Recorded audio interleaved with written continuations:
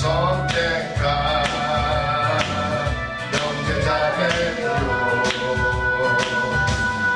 영원한 주의 나라에 백성이기에 서로 도우며 서로 손을 잡아주며 이 길을 함께 걸어갑시다. 세상 사람들 우리들을 보며 어리석다고 조롱하지만 이 길을 가는 자마다 영원히 주와 살리라. 이 길을 가는 자마다 영원히 주와 살리라. 우리가 걷는 이 길은 보기에 적고 험하며 짧은 길 매우 적어서 외롭지만 이 길 끝에는 우리 주님이 계셔 우리를 눈물에 안아주시니 세상 사람들 우리들을 보며 어리석다고 조롱하지만 이 길을 가는 자마다 영원히 주와 살리라. 우리는 함께 이 길을 선택한 영제자매요 영원한 주의 나라에 백성이기에 서로 도우며 서로 손을 잡아주며 이 길을 함께 걸어갑시다. 세상 사람들 우리들을 보며 어리석다고 조롱하지만 이 길을 가는 자마다 영원히 주와 살리라.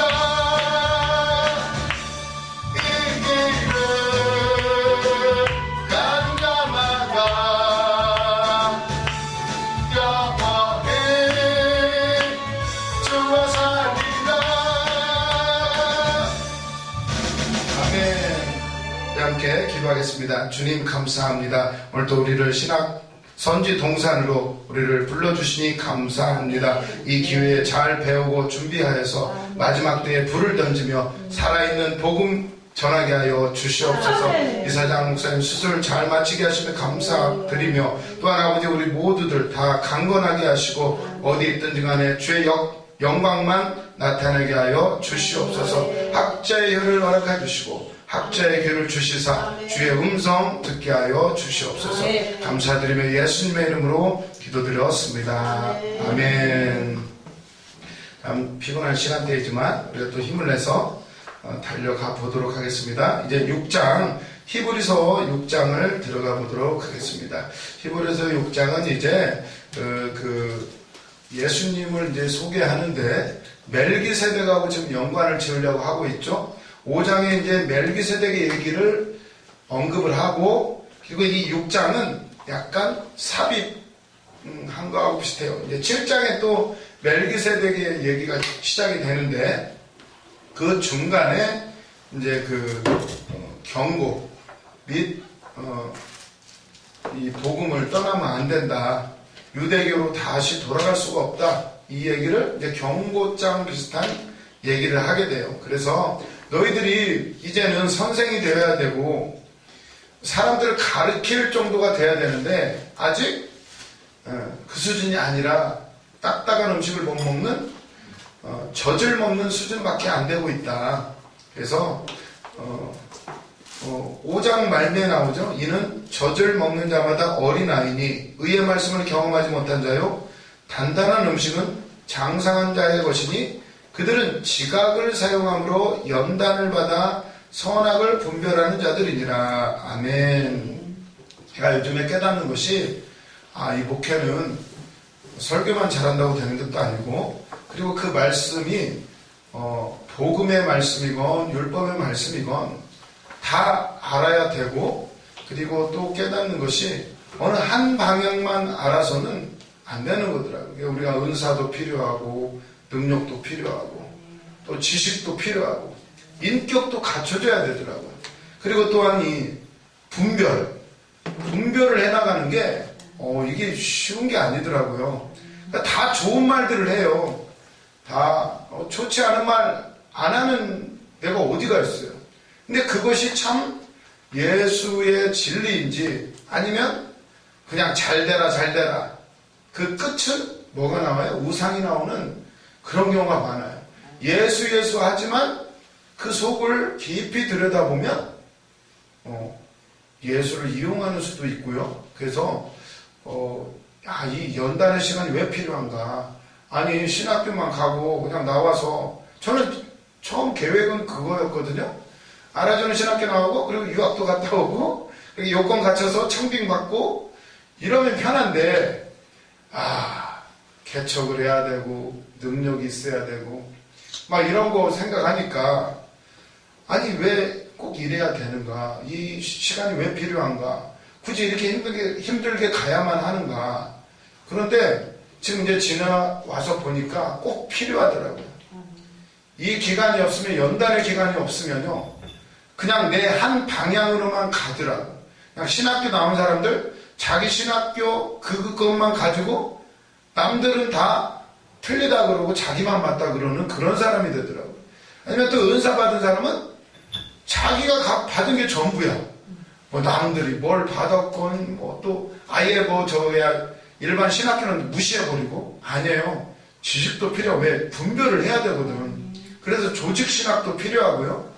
그냥 좋은 말씀만 본다고 문제가 아니라 이 말씀의 문맥을 따져야 되고 그 목회는 이 말씀이 한 가지로만 해석되는 게 아니더라고요. 그때에 맞는 또 말씀을 하나님이 주셔요. 그래서 다각도로 알고 그때그때 적절하게 가르치고 또 어떤 때는 선포도 해야 되고 가지가지를 해야 되는데 막 한 가지만 가지고 자기만 옳다고 그게 이단이래요. 자기만 혼자만 남들은 다 틀리고 자기만 맞다. 그게 자칫 잘못하면 능력을 많이 받아도요 이게 분별이 안 되면 자기만 안 그렇더라고. 하나님은 다 합력해서 선을 이루게 하시고 여러 모양으로 여러 모습으로 주님을 드러내셔요. 주님은 그냥 단순한 분이 아니에요. 하나님이세요. 하나님은 온 우주보다도 더 크신 분이에요. 그런 분의 다양한 모습이 있어요. 근데 우리는 인간은 내 잣대로 옳다 그르다 이것만 따져. 나한테 이익되면 옳은 거고 이익 안 되면 뭐 다 틀리대. 사람마다 다 다르더라고요. 그래서 우리는 예수 십자가의 복음 안에 바로 서면서 사도 바울도 그런 말씀을 하시죠. 내가 유대인에게는 유대인과 같이 되고 이방인에게는 이방인같이 되고 어린아이에게는 어린아이와 같이 되는 것은 다만 한 사람이라도 더 구원하려고 어차피 여러 모양으로 할 수 있는 거지만 그들 수준에서 맞춰서 거기에 맞게 예수 그리스도를 전파해야 되는 게 그게 지혜고 우리 사명자가 갖춰야 될 또 다른 어떤 덕목이더라고요. 그래서 많이 훈련 받은 만큼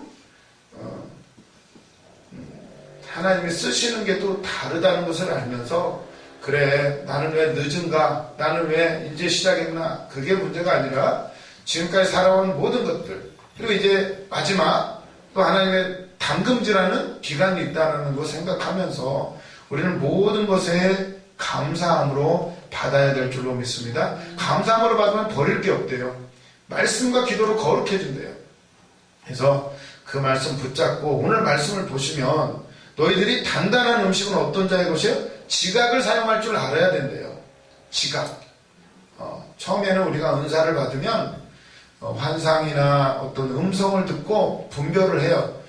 그러다가 어떻게 더 가면 이제 지각을 사용해서 상담도 할 줄 알아야 되고 선포할 수 있는 사람으로 만들어 가신다는 거예요. 그래서 저는 처음에 여기 올 때 막 우리 원장 목사님들 그냥 맨날 이렇게 받아가지고 뭐가 막 하늘에서 막 내려오고 막 해야 되고 이렇게 하는 줄 알았어요. 그게 아니라 그럴 때도 많이 있지만 이렇게 딱 봐서 지혜롭게 더, 그래서 우리가 정확한 예언은 서로 같이 생활하면서 서로 알을 때 더 정확하다는 거예요. 근데 그래서 지각을 사용하는 것이 정확하다는 거. 그래서 우리가 그런 장성한 분량, 그 지각을 사용해야 선악을 진짜 분별할 수가 있대요. 그거는 연단을 통해서, 연단을 받아 선악을 분별하는 자들이니라. 연단을 받아야 사람이 넓어지더라고요. 연단을 안 받으면, 국상을 안 하면 따지는 거 좋아하고 이거는 틀렸고 맞았고 이렇게 하는데, 고생을 해보면 어떻게 되죠? 그 사람의 입장을 이해할 수가 있더라고요. 아픈 사람의 심정, 여러 가지 상황들이 있어요. 고통당하는 사람들, 빚진 자의 심정, 그런 많은 것들, 그 심정을 그건 모르더라고. 그러니까 욥이 시험을 받잖아요. 사단이 와가지고 하니까 하나님이 그래 네가 마음대로 해봐라. 욥은 나를 끝까지 섬길 것이다. 사단이 막 마음 놓고 환난을 퍼부어버려요. 아들, 딸 다 죽지, 마누라 떠나지, 거기에 몸에는 재산 다 없어지지, 아무것도 의지할 것이 없는 그 상황에 친구들, 믿음의 친구들이 오거든요. 친구들이, 욥기 읽어보셨죠? 친구들이 하는 말이 틀린 말이 하나도 없어요. 다 옳은 말이야. 구구절절. 기도해라. 네가 회개해라.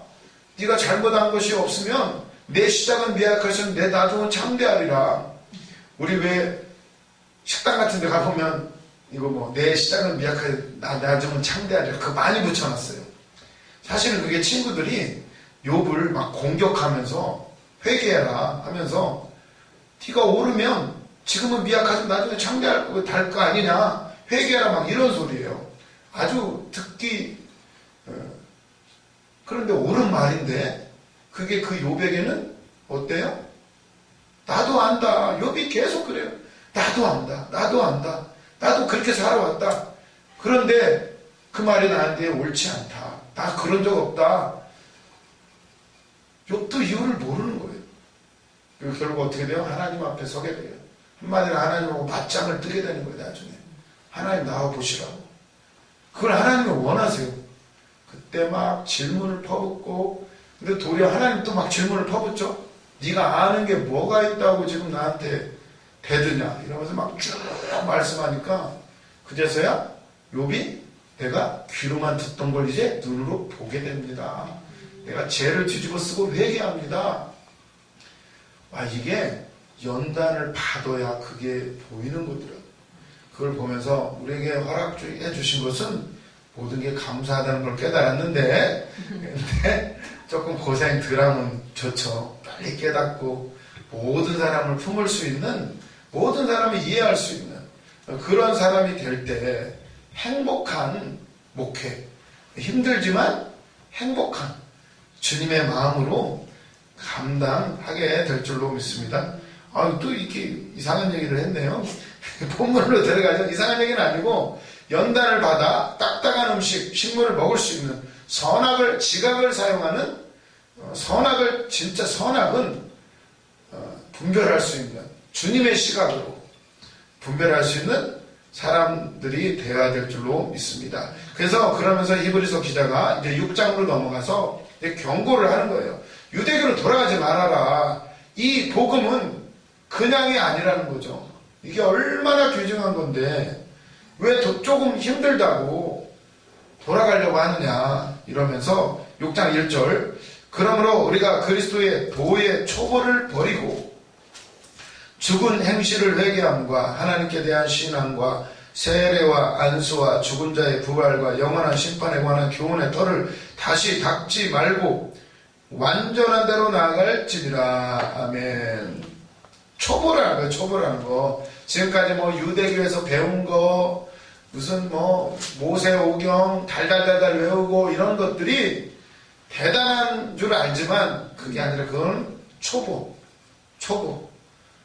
다시 하지 말래요. 죽은 행실을 회개, 하나님께 대한 신앙, 세례와 안수, 죽은 자의 부활, 영원한 심판의 교훈의 털을 왜 다시 닦으려고 하냐. 완전한 대로 들어가라. 이렇게 말씀하시면서 완전한 것은 무엇인가? 3절로 보시면 하나님께서 허락하시면 우리가 이것을 하리라. 이것도 내 힘으로는 안 되는 거죠. 하나님이 허락해 주셔요. 계시라는 것은 인간이 뭘 연구해서 하는 게 계시가 아니에요. 계시라는 것은 신이 우리 인간에게 열어줘서 보여주신다는 게 바로 계시라는 거예요. 계시는 아담이 선악과를 따먹음으로 하나님과 사이에 그게 완전히 막혀버렸어요. 인간은 죽었다 깨어나도 볼 수가 없어요. 그러나 하나님이 열어주시면 너무 간단한 건데 안 보여요. 그러니까 어때요? 예수님이 직접 오셨는데 그렇게 말씀을 잘 아는 서기관과 바리새인들이 못 알아봐요. 예수님을. 그러죠? 그러잖아요. 예수님 태어날 때 동방박사들이 왔잖아요. 그래가지고 왕이 나셨습니다 이러면서 왕이 어디서 나십니까? 그랬더니 박사들이 모여가지고 수근수근 하더니 베들레헴에서 납니다. 알아요. 베들레헴에 온대요. 예언에 그렇게 나와 있으니까. 알기는 잘 아는데 안 가요. 아무도. 왕궁에서 노느라고 안 가고 나중에 알려만 줘. 경배하러 갈게 이래요. 그게 진짜 하나님이 열어주셔야지. 멀리 있는 동방박사들은 별을 보고 그걸 경배하러 와요. 그게 그냥 돼요? 그 멀리에서도 오히려 말씀을 그렇게 많이 아는 사람들보다도 더 잘 알고 와서 경배하는. 누가 경배해요? 목동들이 경배해요. 누가 경배해요? 주님을 기다리던 시몬 같은 선지자. 평생을 기다려왔대요. 안나 같은 선지자. 과부로 몇십 년을 성전에서 봉사만 하다가 마지막에 메시아를 만나게 되는 은혜. 그런 사람들이 주님을 만났던 거더라고요. 그걸 보면서 굉장히 그냥 뭐 성전에서 봉사하는 게 참 뭐 이게 주의 일인가? 아니에요. 그 잘난 사람들 주님을 못 만나요. 아니 동방박사가 와서 낫다고 하는데도 어디서 나는지도 아는데도 가볼 생각도 없어요. 그러나 안나 선지자는 어때요? 나중에 기다리다가 예수님을 무슨 뭐 하실 때든가 7일 만에 할례 받고 정결 예식을 행할 때 그분을 보게 됩니다. 와, 이 은혜가 우리에게 있는 줄로 믿습니다. 이게 헛되이 하나도 없더라고요. 주방이건 뭐건 청소건 그 모든 일들 안에서 주님을 만난다. 그래서 보면 4절 보시면 한번 빛을 받고 하늘의 은사를 맛보고 성령에 참여한 바 되고 하나님의 선한 말씀과 내세의 능력을 맛보고도 타락한 자들은 다시 새롭게 하여 회개하게 할 수 없나니 이는 그들이 하나님의 아들을 다시 십자가에 못 박아 드러내 놓고 욕되게 함이라. 이 9절 4절부터 6절까지 경고를 하는 거죠. 너희들 유대교로 돌아가려고 하는 것이 어떤 죄인지 이 말을 하는 거예요. 이렇게 한번 빛을 받고 은사도 받고 성령도 받은 사람들이 그 옛 율법으로 돌아간다. 선한 말씀, 내세 능력 받고 타락하여서 돌아가면 다시 새롭게 되는 기회가 없다. 용서받지 못한다. 왜냐? 십자가를 드러내놓고 욕되게 하였기 때문이다. 이렇게 말씀을 하는 거예요. 이 말씀 어떻게 이해가 되세요? 용서를 못 받는데요. 용서 못 받는 죄가 있나요? 성령 해방죄겠죠. 그렇죠. 성령 해방죄도 나오죠. 마태복음 12장 31절 12장 31절 보시면 김은하 집사님 한번 읽어보실까요? 마태복음 12장 31절 32절 이렇게 읽어보셔야죠. 12장 32절이요? 예, 마태복음 12장 31절 32절 그러므로 내가 너희에게 이르노니 사람에 대한 모든 죄와 모독은 사하심을 얻되 성령을 모독하는 것은 사하심을 얻지 못하겠고 또 누구든지 말로 인자를 거역하면 사하심을 얻되 누구든지 말로 성령을 거역하는 이 세상과 오는 세상에서도 사하심을 얻지 못하리라. 이게 몇 부분 안 나오는 데인데 우리가 예수 그리스도 안에서 모든 죄가 사함을 받는다라고 우리가 배웠고, 그리고 특히나 칼빈이나 이 예정론자들은 이미 은혜 구원받는 자가 선택되어 있는 거죠. 예정이 하나님의 섭리 가운데 예정이 되어 있다라고 우리가 알고 있고, 한 번 구원은 취소된다 안 된다? 취소되지 않는다라고 우리가 조직신학에 강력하게 우리가 배워요. 아니 그럼 뭐지? 예수 잘 믿다가 나중에 부인하는 사람도 있고 그런 사람들 많대잖아요. 잘 믿다가 죽을 때 부인하고 죽는 사람들도 있다 그러고. 그리고 또 예수님도 다 용서받는데 성령을 회방하는 것은 용서받지 못한다. 이 땅에서도 안 되고 저 세상에서도 안 된다.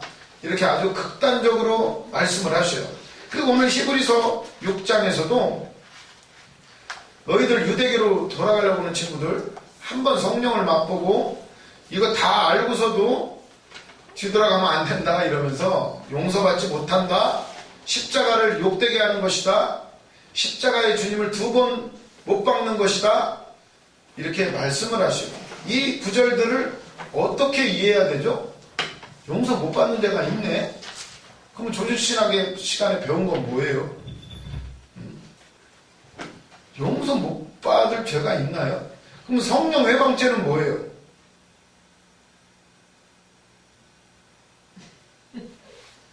그런 분들 얘기도 들어봤죠. 왜 교회에서 막 이렇게 교회가 막 분란이 일어나고 그럴 때 목사님한테 대들었다가 갑자기 급사하는 사람들도 있고 그런 얘기 많이 들어보셨죠. 그래서 절대 주여종한테 순종하라고 조금 부족한 게 있어도 막 그런 얘기도 많이 들었죠. 어렸을 때 많이 들었어. 그리고 저 직접 봤어요. 우리 아버지가 보셨고 막 목사님이 뭐 돈을 뭐 어떻게 했느니 어쨌느니 막 난리가 나고 결국 교회가 다 산산조각이 났어요. 그런데 그 일이 끝나고 나서 거기 앞장섰던 사람들 그냥 갑자기 다 죽어버렸어요. 그래가지고 아주 제가 어렸을 때 그때가 이제 80년대죠. 80년대 1980년대 아주 막 그게 저는 어렸을 때 기억이 있어가지고 이거 좀 항상 순종해야 된다 이런. 지금 겁대가리가 많이 없어졌는데 그런 걸 많이 듣고 잘했어요. 그런 현상들이 지금도 일어나는 걸 꽤 봐요. 비근한 예로 몇 년 전에도 제가 그런 소식들을 좀 들었어요. 그런데 그럼 성령 회방죄는 뭐야? 용서 못 받아요? 끝이에요? 이런 것들을 한번 별로 생각이 없으신가 봐. 별로 관심도 없고 이제 뭐 어차피 금식도 끝났고 이제 축 들어가면 아무 생각 없죠. 먹고 싶은 게 많이 있었다가 뭐 이빨도 빠졌으니 뭐 이빨도 아프고 저도 이빨이 2개나 깨졌어요. 아이고, 금식하고 나서. 참, 그게 또 은혜예요. 약할 때 강하다는 거. 겸손해지고, 참, 약해야, 약한 사람들의 심정을 이해하게 되니까, 그게 감사하더라고요. 그때 짜증났어. 괜히 이게 금식해가지고 머리도 빠지고, 괜히 이빨도 다 깨지고, 그랬는데, 아무튼 모든 게 감사예요, 감사. 하나님 또 좋은 것으로 채워주실 줄 믿습니다. 그래서 이 구절들이, 많이 생각을 안 해보셨는지 모르겠지만, 이 구절이요, 아주 2000년 동안 수없이 많은 사람이 싸웠어요. 그래서 성령 회방죄, 감히 어디서 교회에서 막 이러기도 하고, 그랬었어요. 그래서 참, 이게 왜 이렇게 쓰셨을까요? 사심을 얻지 못한대요. 아니, 예수 믿다가 하나님을 버리겠다는 것도 아니야. 그냥 유대교로 돌아가겠다. 나는 그냥 예수까지는 아니고 그냥 하나님만 열심히 믿을 테니까 이렇게 생각을 하고 돌아가는 사람들이 있었어요. 왜? 환난이 다가오니까. 그러면 우리 이제 그런 얘기 많이 하죠. 우리 신사참배 했던 분들, 그것도 의견이 많아요. 아주 대표적인 목사님, 한경직 목사님, 아주 우리나라 교회사에 큰 일을 많이 하셨고 굉장히 존경받는 목사님이세요. 근데 신사참배를 했기 때문에 절대로 용서를 못 받는다 이런 사람도 있고, 아니다, 용서 받지 못할 죄는 없다. 그 후로 그분이 고백을 했고 그건 회개한 것이고, 그리고 그 후로 그것 때문에 겸손하게 귀한 일들을 많이 하셨다, 용서받았다, 이런 사람도 있고, 아주 극단적인 사람은 아니다, 이건 성령 회방죄다, 절대로 용서 못 받는다. 어떤 게 맞아요? 성령 회방죄. 만약에 한 번 신사참배로 용서 못 받는다 그러면 사도 바울은 용서받을 수 있나요? 사도 바울, 예수 믿는 사람은 수도 없이 죽였어요. 스데반 집사님, 그 하늘문이 열리고 주님이 나를 맞으러 오는 그런 분도 앞장서서 돌로 치는데 사도 바울이 앞장을 섰죠. 그래서 사도 바울이 고백을 하죠. 나는 죄인 중에 괴수다, 이런 고백까지 하게 되는데, 다 소용없나요? 한 번 잘못하면? 그러면 어차피 한 번 죄 졌으면 이제 어떻게 될까요? 용서 못 받으면 예수 믿을 게 없죠. 어차피 용서 못 받는 거 한 번 막 나가면 막 나가야 돼요. 여러 가지 고민을 하게 돼요. 용서 받나요? 못 받나요? 우리는 하나님이 아니니까 그건 이제 하나님의 영역이고 우리가 다 알 수는 없지만 이 글을 쓴 의도가 있을 거예요. 예수님께서 그렇게 말씀하신 의도가 있어요. 그 복음서도 마태, 마가, 누가, 요한복음도 언제 써졌어요? 가장 핍박이 심하게 올 때. 히브리서도 마찬가지고, 그리고 마태, 마가, 누가, 요한복음은 가장 나중에 써졌어요. 가장 나중에. 가장 나중에. 언제 써야 되는지 아세요? 핍박이 한 차례 쓸고 지나갔어요. 복음서가 제일 나중에 써져 있는데 핍박이 한 차례 싹 훑고 지나갔어요. 그때 어떤 현상이 생겼냐면 핍박이 한 차례 지나가고 그리고 나서 이제 평화의 시기가 찾아왔는데 변절하고 배교하고 돌아섰던 사람 중에 회개하고 돌아오는 사람들이 있었어요. 그때 어땠을까요? 교회의 두 파가 갈라졌어요. 하나는 예수 그리스도 사랑하면서 다 받아들여야 된다, 이런 파가 있었고, 한 파는 안 된다. 저 사람들 때문에 생각을 해보세요. 저 사람이 밀고 해가지고 예수 믿는 명단 제출해가지고 저 사람이 고발하는 바람에 내 아들이 죽고 내 아버지가 죽고 형제가 죽고 이런 당사자였다고 생각을 해보세요. 이게 쉬운 게 아니에요. 난리가 난 거예요. 교회가 받아들이면 안 된다, 된다, 안 된다, 된다, 안 된다 싸우다가 그때 써진 게 마태, 마가, 누가, 요한복음이에요. 마태, 마가, 누가, 요한복음은 무슨 내용이 나오죠?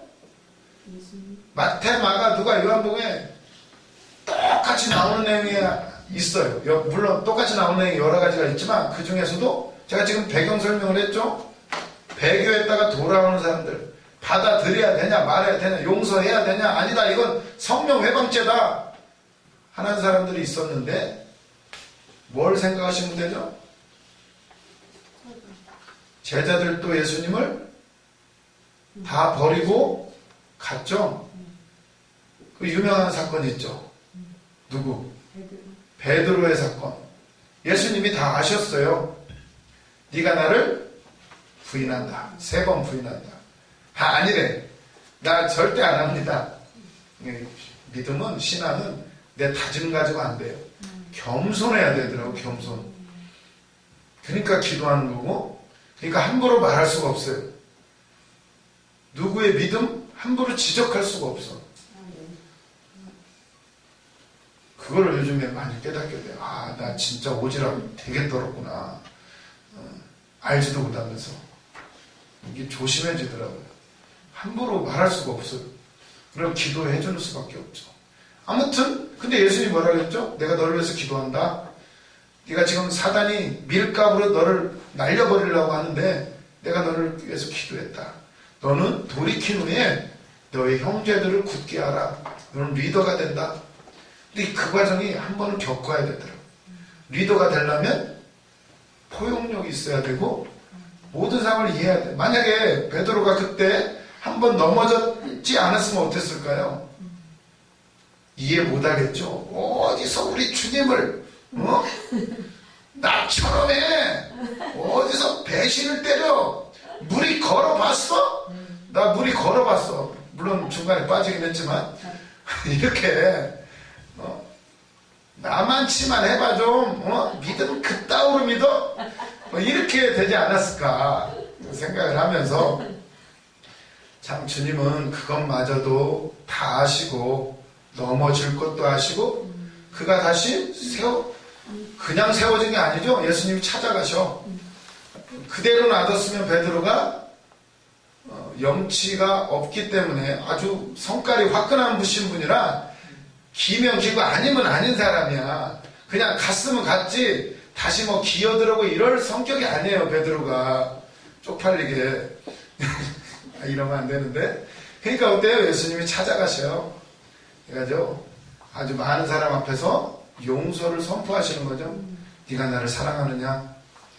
주님이 아십니다. 옛날 같았으면 그럼요 내가 누군데 주님을 사랑하냐 아직 나 못 믿어요 나? 이랬을 텐데 그제서야 수그러들죠. 주님이 아십니다. 이제는 모든 기준이 주님이 돼버린 거야. 주님 말씀이 맞습니다. 주님이 말씀하신 대로 됩니다. 내 양을 먹여라 쳐라. 다시 베드로에게 그 사도의 직분을 회복을 시켜주셔요. 리더로 세워주셔요. 그러니 이제는 그게 끝난 거예요. 그래서 이 공적으로 책망을 하는 게 중요한 게 그거를 내가 책망을 받아들이고 고백하고 많은 사람들한테 그거를 그렇습니다. 내 안에 이게 있습니다. 딱 드러내고 끝내버리면 이제는 나는 진짜 자유한 사람이 돼버려요. 내 속으로만 혼자 회개가 끝나잖아요. 그러면 이게 속에서 내가 이게 속에서 또 작동을 해요. 왜? 내가 깊숙이 숨겨놨으니까.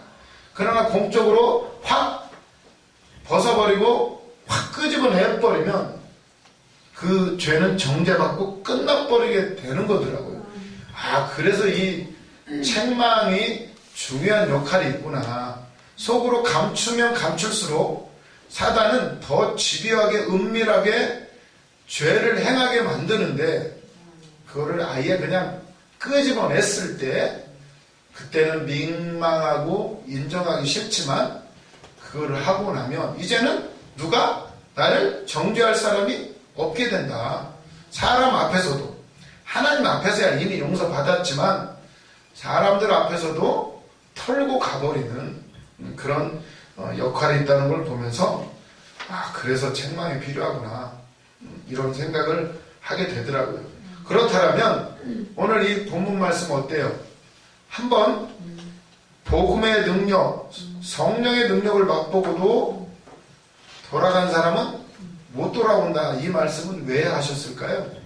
베드로도 구원 받았고 바울도 진짜 이건 진짜 성령 회방죄 중에 대회방죄죠.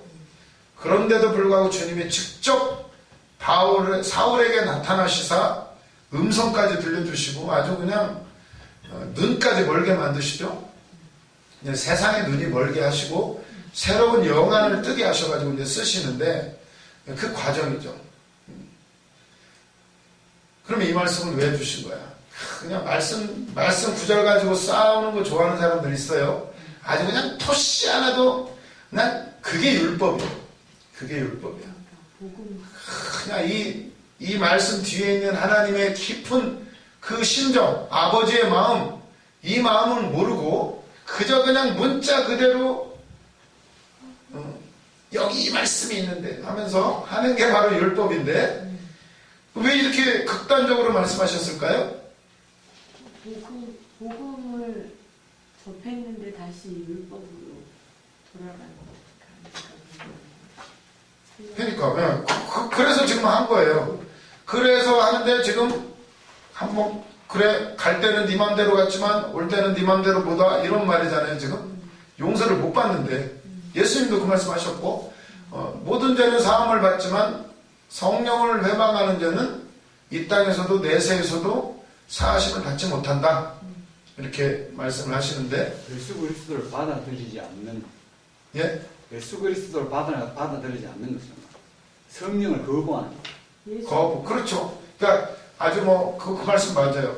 지속적으로 그러니까 완전히 이 마음속에 그러니까 화인 맞은 양심 그런 비슷한 얘기예요. 아예 완전히 그런 것도 되고 그 말씀도 이제 그 이야기도 많이 들었어요. 그게 이제 여기서 이제 성령 회방죄라 함은 지속적으로 주님을 계속 거부하는 것을 의미한대요. 아예 이제 이 사람은 아예 그것도 좀 그런데 굳이 신학적으로 이제 풀자면 어차피 천국과 지옥은 심판은 주님의 몫이에요. 다시 오실 주님의 몫인데 그러나 우리가 이제 이 땅에서도 이런 말씀을 주신 이유가 있죠. 왜 이런 말씀을 주시는가를 이제 생각을 해보는 거죠. 우리는 어차피 배우는 사람이고 이게 아주 2000년 동안 논쟁이 끊이질 않았던 구절이에요. 의문 가질만 하죠. 우리도. 선악과는 왜 만들었을까? 이런 주제들. 하나님은 다 아신다는데 괜히 우리를 고생시키려고? 그게 아니죠. 주님의 마음, 그 깊이를 우리가 다 알 수가 없어요. 이런 말씀들은 이제 또 다른 맥락에서 분석을 해보면 그러니까 이 성경은 문학적으로 보면 문학적?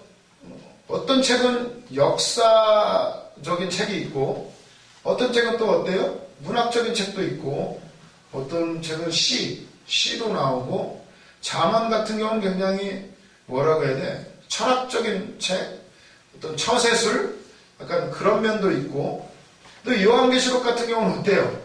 무슨 용이 나오고 판타지 무슨 소설 같기도 하고 이런 여러 가지 양식을 통해서 왜냐하면 인간의 삶이 다양하고 우리도 예술이 여러 분야가 있듯이 예술에도 그림만 해도요 파가 많아요. 뭘 중요하느냐에 따라 아주 그대로 그리는 걸 좋아하는 사람도 있고 어떤 사람들은 아주 추상적인 걸 좋아하는 사람도 있고 여러 가지가 있단 말이에요. 그런 것처럼 우리 성경도 하나님은 참 다양하게 주셨어요. 감성적인 사람, 아주 지식적인 사람 그 모두에게 하나님은 볼 수 있도록 하나님에 대해서 다양하게 해놓으셨는데 오늘 이 히브리서는 어떻게 보면 설교문이기도 하고 또 그리고 편지이기도 하고 그리고 또 한편으로는 이게 또 문학작품이 되기도 해요. 그래서 그런 다양한 각도에서 생각을 해보면 이게 어떤 이런 식의 표현을 수사학적인 표현이라고 해요. 수사학적인 표현. 이 글은 그래서 이게 설교문의 형식이기 때문에 어떤 신학적인 관점에서 딱 떨어지게 이렇게 해석하는 것보다 목회적인 관점으로 해석해서 보면 좀 쉽게 해결이 된대요. 목회적 관점. 그러니까 우리가 이 조직신학이나 신학교에서 배울 때하고 설교할 때가 좀 달라져요. 신학교에서 배울 때는 아주 기본 원리나 아주 보편적인 것을 배우게 되고, 그걸 배워서 이제 성경을 해석하는 시각과 이런 아주 기본적인 건 배우지만, 이제 목회로 들어가면 어떻게 되죠? 꼭 이 말씀이 신학교에서 배운 대로만 그대로만 가르치나요? 아니죠. 우리가 기도해보고, 그리고 받은 게 있고, 그리고 교회 안에 일어나는 문제들, 그리고 교회 안에 있는 성도들에게 권면의 메시지를 전할 수 있는 말씀의 도구가 되겠네. 그때마다 해석이 조금씩 다르게 나와요. 다르게 나와요. 이제 한마디로 쉬운 말로 유도리가 있어요. 해석의 자유. 그거는 성령님이 주관하시는. 정확한 해석이 없더라고요. 예. 그래서 너무 그걸 틀렸다느니 갑자기 그 어떤 신학 교수적인 관점으로 그 목사님 설교가 틀렸어 하는 게 그것도 위험해요. 그게 바로 율법주의가 되고, 왜냐하면 그 말씀은 유도리가 있어요. 유도리라고 표현하면 좀 그런데 이건 조금 교수가 쓰기에 용어는 그렇죠. 저도 원래 이 좀 훈련을 그렇게 받았고 좀 부흥사나 목사님 쪽에 가깝기 때문에, 그래서 이 설교는 또 달라요. 그래서 그렇다고 해서 마냥 마음대로 해서 되는 게 아니죠. 큰 줄기는 잡고 주님의 마음과 또 그리고 교회와 성도들의 그 수준 여러 가지를 감안을 하다 보면 그 교회 사장에게 맞게 말을 할 수밖에 없어요. 하나님 주시는 또 감동이 다를 때가 있고, 그러다 보면 또 비판하는 사람들은 그것만 똑 떼가지고 어떤 목사가 말씀을 이렇게 해석했느니 이단이라느니 막 함부로 정죄를 해요. 그래서 말씀에도 나오죠. 예수를 그리스도로 인정하지 않는 자가 이단이지, 그 위에는 조금 해석에 자유가 있는 거죠. 자유가. 어차피 우리는 가봐야 아는 것이고, 이 땅에서는 누가 옳다 그러다보다도 더 중요한, 그래서 예수님 뭐라고 하죠? 율법의 완성은 사랑이다. 주님은 결국 우리를 모두 사랑하셔서 여러 가지 모양으로 우리에게 베푸시는 말씀들이 있는데, 막 자기 기준으로, 자기 은사 받은 사람은 은사의 기준으로, 그냥 말씀 공부 많이 하는 사람은 그 기준으로 서로 싸워요, 서로. 그래서 이제 이 말씀은 어떤 신학적인 관점보다는 목회, 설교의 관점으로 보면은 이 말씀 지금 배경이 어떻다고 그랬죠? 지금 예수 잘 믿다가 환난이 닥쳐오니까 유대교로 편하게 믿으려고, 한마디로 천주교 편하죠. 천주교는 다 허용이 돼. 술 마셔도 돼. 그냥 고해성사만 잘하면 되니까 주일날 안 나와도 되고. 요즘 코로나 때문에요, 기독교가 많이 줄었대요. 그러면 믿던 사람들 다 어디로 갔느냐? 천주교로 많이 갔대요. 안 믿는 사람도 있지만, 왜? 천주교는 편해. 언제든지 마음대로 가도 되고, 그리고 괜찮아. 술, 담배 그렇게 제약이 별로 없어요.